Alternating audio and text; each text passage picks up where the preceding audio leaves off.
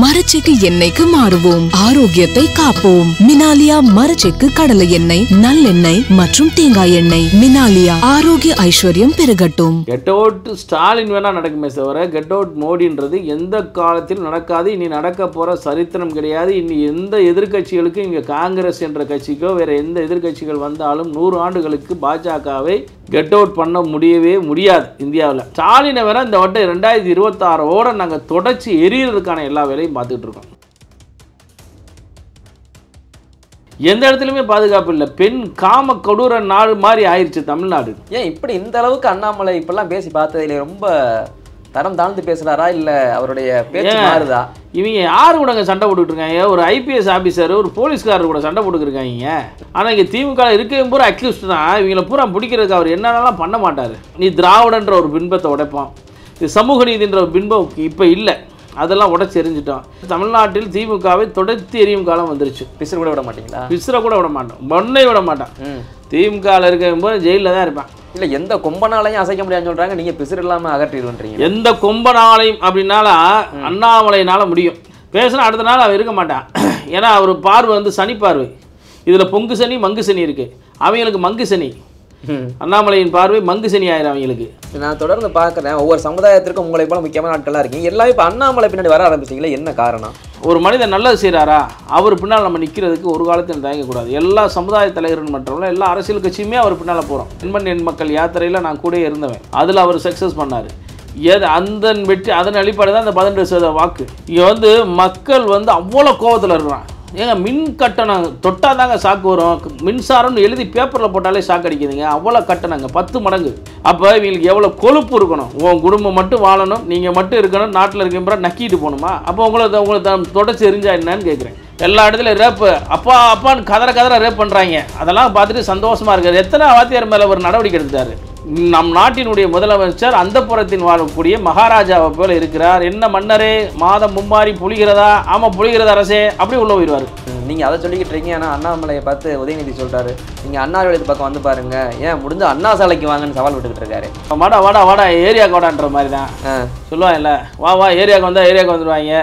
வீதிக்கு வாடான்றது, அவன் முடிஞ்சா வீட்டுக்கு வாடான்றது. எல்லா இடத்துக்கும் அண்ணாமலை போவாருன்னு அவனுக்கு தெரியும். ஒரு திட்டத்தை கொண்டு வராங்க, அந்த திட்டத்தை கொண்டு வந்து நடைமுறைப்படுத்தினா தான் பணம் கொடுப்பாங்க. நான் எதுவுமே செய்ய மாட்டேன், பணம் கொண்டு நீ ரவுடியா?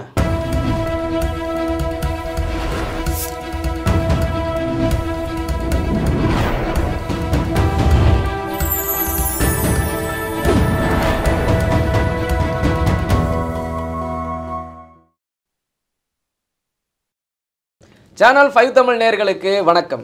இன்றைய நேர்காணலில் நம்மோடு இணைந்திருப்பவர் தென்னிந்திய ஃபார்வர்ட் பிளாக் கட்சியின் நிறுவன தலைவர் திருமாறன் ஜி அவர்கள். வாருங்கள் அவரோடு பேசுவோம். சார் வணக்கம். வணக்கம் அரவிந்த், நல்லா இருக்கீங்களா? நல்லா இருக்கேன் சார். சொல்லுங்கள். நாளைக்கு ரிசல்ட் வரப்போகுது, என்ன ரிசல்ட் தெரியுமா? Get out Stalin result. ஆமாம், கெட் அவுட் ஸ்டாலினா கெட் அவுட் மோடியா? ஹேஷ்டாக்ல நம்பர் 1 ட்ரெண்டிங். கெட் அவுட் மோடின்ற வேலைக்கும் இடம் இல்லைங்க. ஒரு நல்லாட்சி நாயகன், ஒரு அமெரிக்காவினுடைய அதிபர், அவர் கையெழுத்து போடுற வரைக்கும் பின்னால் ஒரு ஃபோட்டோ மாதிரி நின்று அவர் எந்திரிச்சோன்னே இந்த சேரை எடுத்து மறுபடியும் வைக்கிற உலகத் தலைவனாக இருக்கக்கூடிய மோடியை ஒரு உள்ளூர் பஞ்சாயத்தில் தலைவராக இருந்துக்கிட்டு நீங்கள்லாம் எதிர்த்தா நடக்குமா? கெட் அவுட் ஸ்டாலின் வேணால் நடக்குமே தவிர கெட் அவுட் மோடின்றது எந்த காலத்திலும் நடக்காது. இனி நடக்க போகிற சரித்திரம் கிடையாது. இனி எந்த எதிர்கட்சிகளுக்கும் இங்கே காங்கிரஸ் என்ற கட்சிக்கோ வேறு எந்த எதிர்கட்சிகள் வந்தாலும் 100 ஆண்டுகளுக்கு பாஜகவை கெட் அவுட் பண்ண முடியவே முடியாது. இந்தியாவில் ஸ்டாலினை வேற இந்த வட்டம் 2026ஓட நாங்கள் தொடர்ச்சி எரியறதுக்கான எல்லா வேலையும் பார்த்துக்கிட்டு இருக்கோம். தொடர்ச்சி எரிஞ்சிடுவோம். ஏன்னா இங்கே நடக்கக்கூடிய அவலங்கள், இங்கே நடக்கக்கூடிய பெண் பிள்ளைகளுக்கு பாதுகாப்பு இல்லை, பள்ளிக்கூடத்துக்கு படிக்க போகிற படத்தில் பாதுகாப்பு இல்லை, வேலைக்கு போகிற இடத்துல பாதுகாப்பு இல்லை, எந்த இடத்துலையுமே பாதுகாப்பு இல்லை. பெண் காம கொடூர நாடு மாதிரி ஆயிடுச்சு தமிழ்நாடு. இதுக்கெல்லாம் என்ன காரணம்? கடுமையான சட்டங்கள் இயற்றதோடு சரி, அந்த சட்டத்தை அமுல்படுத்துறதில்ல.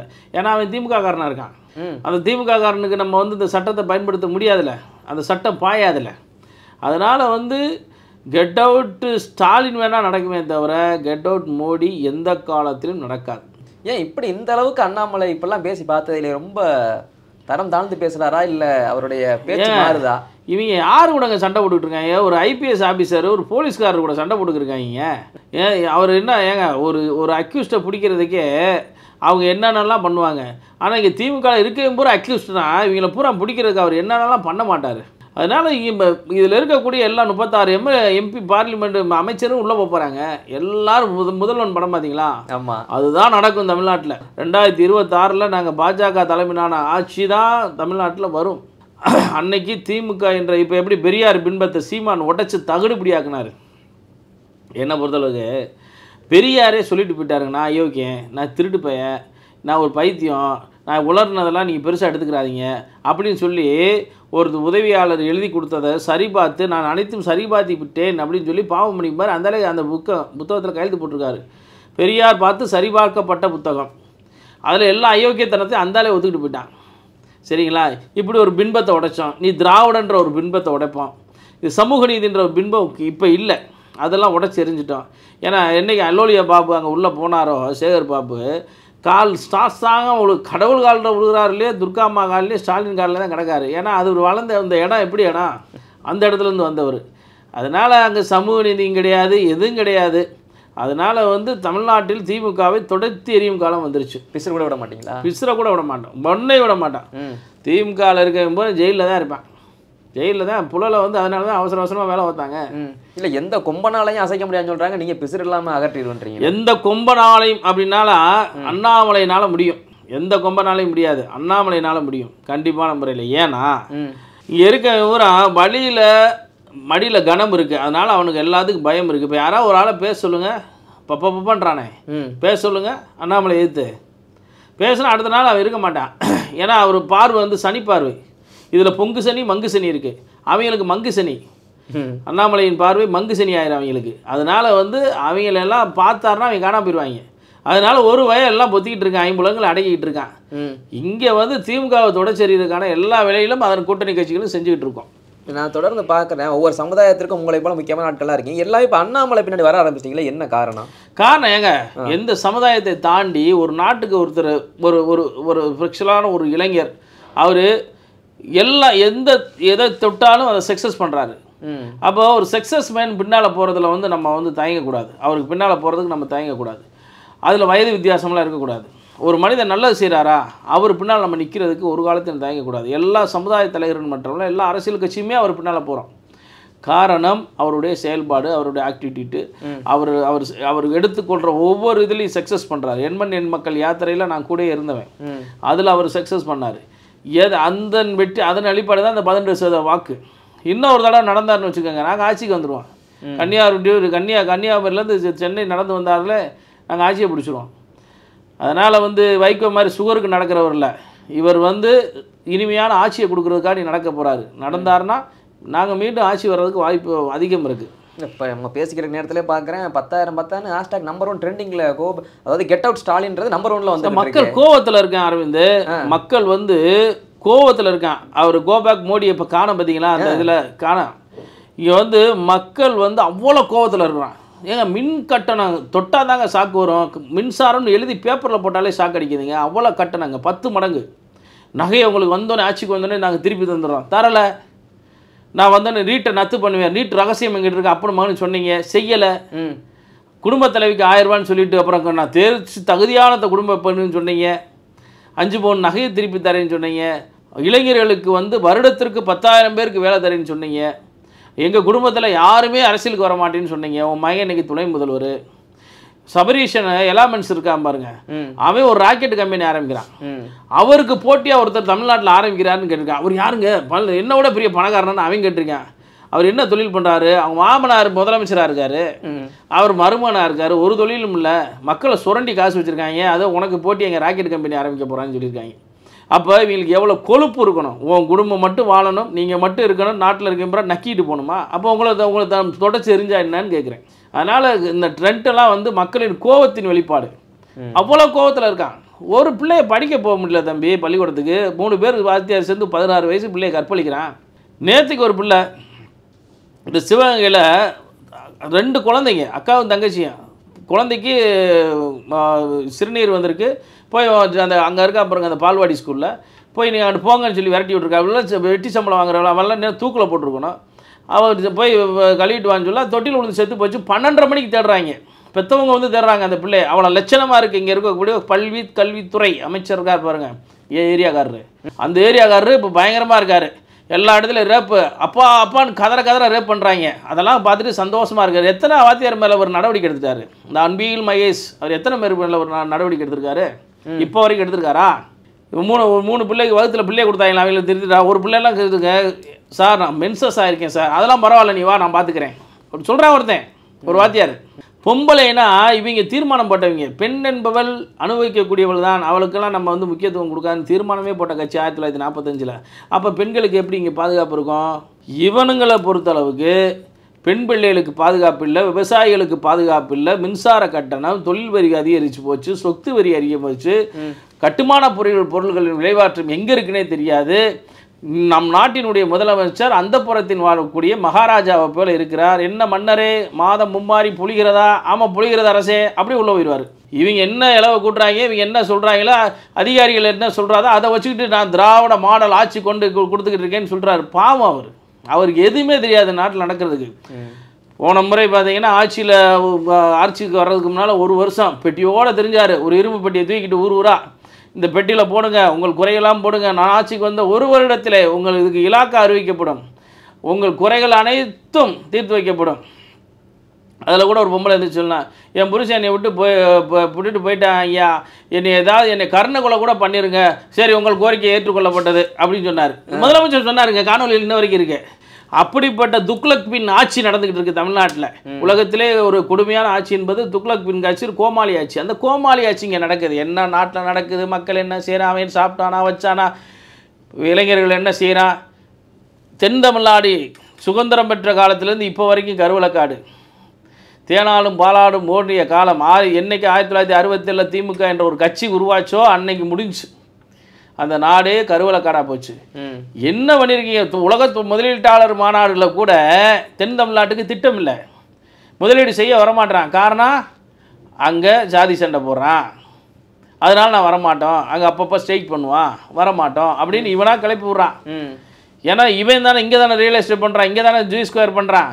இவன் எங்கெங்கெல்லாம் G2 பண்ணுறான்னா அங்கே தான் நிறுவனங்களை கொண்டு வரான், அங்கே கொண்டு வந்து அப்படி இடத்த விற்கிறது.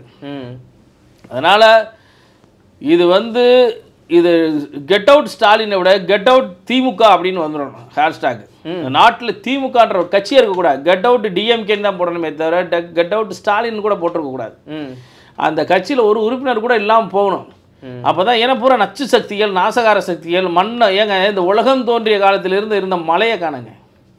மதுரையில் மலையை காண, நேரத்தில் காஞ்சிபுரத்தில் போகிற 2 மலையே இல்லை, கிணத்தை காணுன்ற மாதிரியா? கிணத்தை கூட மண்ணை வச்சு மூடிடலாங்க, மலையை மூட முடியுமா மண்ணை வச்சு? அதவே அறுத்து எடுத்துகிட்டு போயிருக்காங்க. தமிழ்நாட்டில் பார்த்தீங்கன்னா எல்லா இடத்துலையும் பெரும்பான்மையான மலைகள் வெட்டி எடுக்கப்பட்டு கேரளாவுக்கு கடத்தப்படுது. மண்களை எம்சாண்டு பீசாண்டுன்னு அரைச்சி விற்றுக்கிட்டு இருக்கான். நேரத்தில் ஒரு டெண்டருக்கு ஒருத்தன் என்கிட்ட பேசுகிறான், மலேசியாவுக்கு ஒரு டெண்டர் வந்திருக்கு, பீசாண்டு எம்சாண்டு அனுப்புகிறவங்க ஆர்டர் இருந்தால் சொல்லுங்கள். அது மலேசியாவுக்கு ஏன் அங்கே மண் இல்லையா? அங்கே மலைகள் இல்லையா? எங்கே உலகத்திலே எதையும் விற்கக்கூடியவன், தன்மானத்தை கூட விற்கிறவன் தமிழ்னு தெரிஞ்சுக்கிட்டான். ஏன்னா தன்மானத்தை விற்று தானே அந்த ஓட்டை விற்கிறான். மதுரை தமிழ்நாட்டில் இருக்கிறவன் தன்மானத்தை விற்கிறது மாதிரி தான் ஓட்டை விற்கிறான். அப்போ இவன் எதை விற்பாண்டான்னு தெரிஞ்சுதான் மலேசியாவிலேருந்து ஒருத்தன் பீசாண்டு எம்சாண்டு இங்கே கிடைக்குமான்னு கேட்குறான்னா தமிழ்நாட்டோட லட்சணம். அதுக்கெல்லாம் யார் காரணம்? இந்த கம்பெனிஸ். இந்த கம்பெனி யார் நடத்துகிறா? மண் எடுக்கிற கம்பெனி திமுக நடத்துது. அந்த ஏற்கனவே ஒருத்தர் தான், அவர் ரெட்டி, அதிமுகவிலையும் அவர் தான் கான்ட்ராக்ட்காரரு, இப்போயும் அவர் தான் கான்ட்ராக்ட்காரரு. அவர் ஒரு சப் கான்ட்ராக்டை வச்சு தமிழ்நாடு முழுவதும் மண்ணல்றாங்க, மலைகளை உடைக்கிறாங்க. கேட்க ஆளே இல்லை. இம்பேலன்ஸுங்க, பேலன்ஸ். இப்போ டெல்லி எல்லா பகுதியிலுமே நிலநடுக்க வருது. தமிழ்நாடு குறிப்பாக மதுரை மண்டலம் 2ல் இருந்துச்சு நிலநடுக்கத்தில், இன்றைக்கி மண்டலம் 4ல் இருக்குது. காரணம் என்னென்னா அங்கே இருக்க மலைகளை பூரா வெட்டி எடுத்துட்டாங்க, ஒன்றுமே இல்லை. செல்வம் செழிந்த நாடு. முகலாயர்களும் வாமனி சுல்தான்களும் போர்ச்சுகீசியர்களும் அப்புறம் பிரிட்டிஷ்காரனும் மாளிகாப்பூர்லாம் பணங்களையும் செல்வங்களையும் தான் சார் கொள்ளையடித்தான். இவன் மண்ணை கூட கொள்ளையடிக்கிறானே, மண்ணை கொள்ளையடிக்கிறான், வளங்களை கொள்ளையடிக்கிறான். விவசாய நிலம் இல்லாமல் போச்சு. பூரா மழை இருந்தால் தானே சார், 2 மரம் இருந்தால் தானே மழை வரும். எல்லாத்தையும் அழித்து ஒன்றும் இல்லாமல் சாதாரண நிலநடுக்கம் வந்துச்சுன்னா மதுரையும் ஆடிடும். அன்னை மீனாட்சி கோயில் கட்டுறதுக்கு முன்னால் பாண்டிய மன்னன் கட்டுறது திருமல நாயக்கர் முடிச்சு வச்சார். அந்த ஆலயம் கட்டுறப்போ அவ்வளோ வல்லுநர்களை வச்சு கட்டியிருக்காரு. எந்த சூழ்நிலையிலும் எந்த பாதிப்பும் வராத அளவுக்கு மீனாட்சி அம்மன் கோயில் கட்டப்பட்டுச்சு. ஆனால் 2004 இங்கே 2008 இங்கே சுனாமி வந்தப்போ மதுரை குலுங்குச்சு.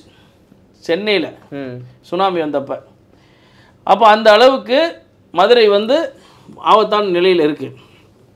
அதனால் கெட் அவுட் டிஎம்கே அடுத்த ட்ரெண்டு தான். இந்த நாட்டை விட்டு தொடச்சி எறிகிறது தான் எங்கள் வேலை. நீங்கள் அதை சொல்லிக்கிட்டு இருக்கீங்க. ஆனால் அண்ணாமலையை பார்த்து உதயநிதி சொல்கிறாரு, நீங்கள் அண்ணா விளையத்து பக்கம் வந்து பாருங்க, ஏன் முடிஞ்ச அண்ணா சாலைக்கு வாங்கன்னு சவால் விட்டுக்கிட்டு இருக்காரு துணை முதல்வர். இல்லை எல்லாம் வாடா வாடா வாடா ஏரியாவுக்கு வாடான்ற மாதிரி தான் சொல்லுவாங்க. இல்லை வா வா ஏரியாவுக்கு வந்தால் ஏரியாவுக்கு வந்துடுவாங்க, வீதிக்கு வாடான்றது, அவன் முடிஞ்சா வீட்டுக்கு வாடான்றது. எல்லா இடத்துக்கும் அண்ணாமலை போவாருன்னு அவனுக்கு தெரியும். அப்புறம் காலில் விடுவாங்க, வேற என்ன செய்வாங்க. சேகர் பாபு செங்கலை முடிஞ்சா உருவுங்கன்றார் அண்ணார் விளையத்துல. ஆமாம், செங்கலை உருவம்ல. அந்த செங்கல் யாரோட செங்கல்? பஞ்சமி நிலம், தாழ்த்தப்பட்ட ஒடுக்கப்பட்ட மக்களுக்காக பஞ்சமியர்களுக்காக கொடுக்கப்பட்ட பஞ்சமி நிலத்தில் தான் அறிவாலயம் கட்டி வச்சுருக்காங்க. அந்த செங்கலை உருவி ஒவ்வொரு பஞ்சமருக்கும் கொடுப்போம். ஒவ்வொரு பறைய சமூகத்திற்கு சேர வேண்டிய இடத்துக்கு செங்கல் இது உங்கள் சொத்துறான்னு சொல்லி எடுத்து கொடுப்போம். அதுக்காக தான் நாங்கள் வந்து அந்த செங்கலை உருவோம்னு சொல்லியிருக்கோம். செங்கலை ஒன்று ஒன்றா அண்ணாமலை உருகிறேன்னு சொன்னதுக்கு என்ன அவர் என்ன வீட்டில் வீடு கட்ட போகிறாரா? ஒவ்வொரு செங்கலாக உருவி பஞ்சம மக்களுக்காக பஞ்சமி நிலத்தில் அதில் அனுபவிக்கக்கூடிய அந்த சமூக மக்களுக்காக கொடுப்பதற்காக செங்கலை உருவன்றிருக்காரு. அது வந்து அவங்க சொத்து இல்லை, பஞ்சம நிலத்தில் கட்டப்பட்டது. திருமாவளவன் பேச மாட்டார், தோழர் இருக்கார் பாருங்க. இப்போ CBI school owner, CBI school ஆரம்பிச்சிருக்காரு, அது ஒரு ஓனரு. விஜய் ஒரு ஓனரு, எல்லாரும் ஒரு ஓனர் தான், பள்ளிக்கூடத்து ஓனர்கள். அதனால தான் இவங்க முன்மொழி கொள்கையை எதுக்கிறது.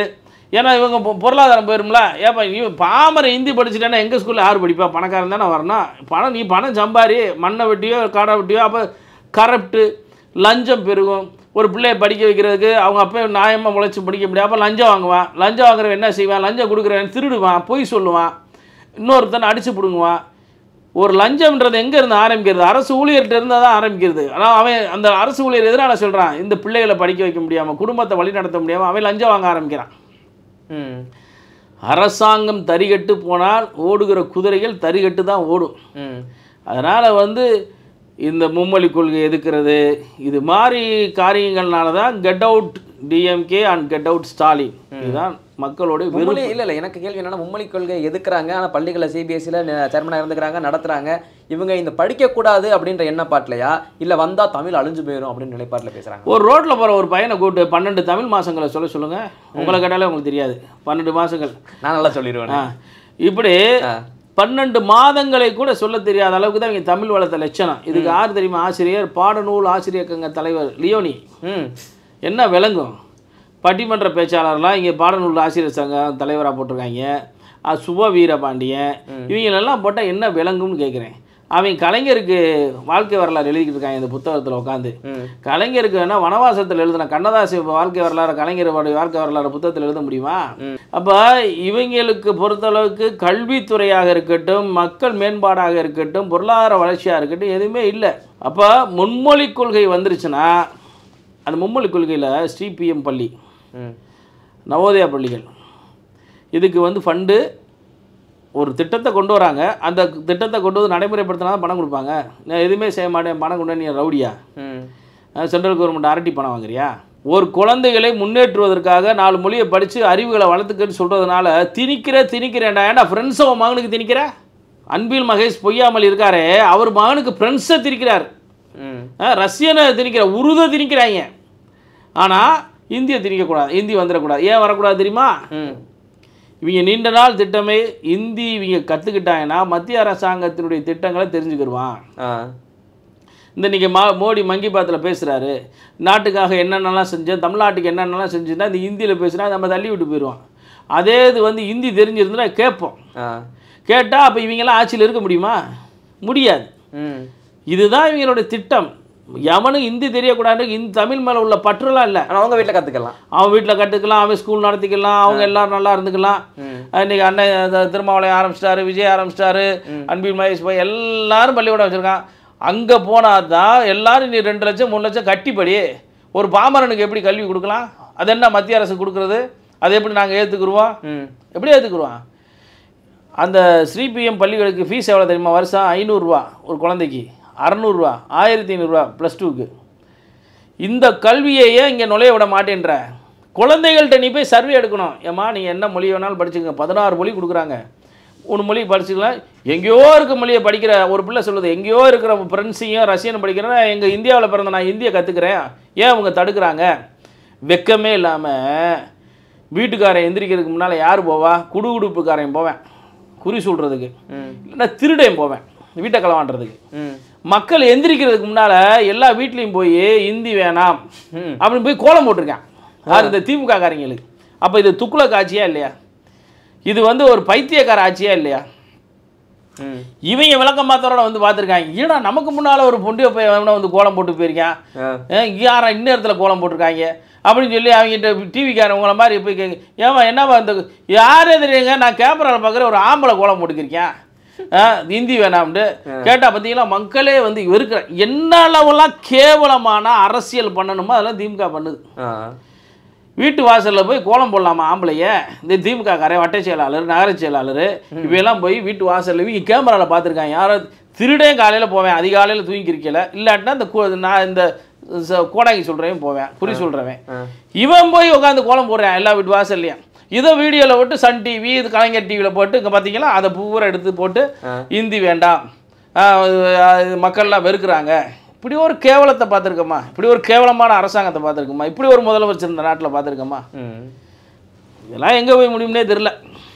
எங்களுடைய பல்வேறு கேள்விகளுக்கு உங்கள் நேரத்தை ஒதுக்கி பதில் தந்தமைக்கு ரொம்ப நன்றி. தொடர்ந்து பேசுவோம். நன்றி அரவிந்த்.